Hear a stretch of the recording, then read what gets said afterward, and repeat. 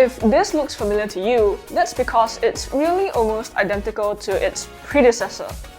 This, however, is the new Nothing Year 2, and I have to say, it definitely is an improvement. At first glance, this might look exactly like the Year 1, but when you put them side by side, you'll notice that Nothing has actually managed to make the case slightly smaller and lighter this time around. Additionally, there are a few textural changes to the plastic inside and such, but all for the better in my opinion.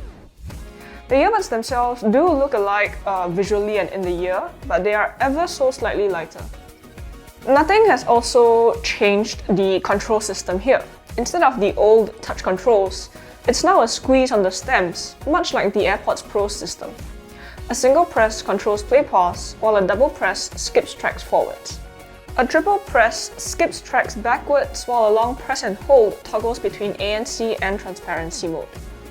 This is now customizable in the Nothing X app, which is great.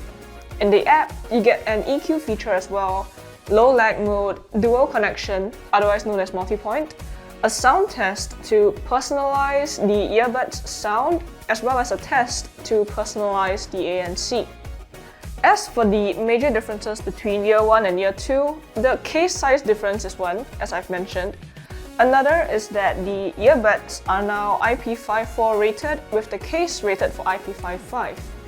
Also, these are now running on Bluetooth 5.3, and while they still don't offer support for aptX, they do now offer support for LHDC high-res audio. Additionally, battery life has been improved, kind of. The total battery life goes up to 36 hours including the case when ANC is turned off. With ANC on though, it's a measly 4 hours in the earbuds with a total of 22.5 hours including the case. However, I will say that this is kind of justified by the improvement in the ANC performance of the Year 2. There is also wireless charging included here. Mic quality is actually pretty good. The background noise rejection worked well to keep construction noise out of my work calls. As for sound quality, I have to say, I'm not sure if this is due to the personalized hearing test, but the Year 2 just sounds better to me overall than the Year 1. The bass is thumpy and deep, although not very detailed and textured. There's still a decent amount of course, but yeah. Mids-wise, these do pretty well with guitar strums, percussion, all that. There's good separation, there's good detail, even if it is a touch recessed. As for treble, it's bright and sparkly.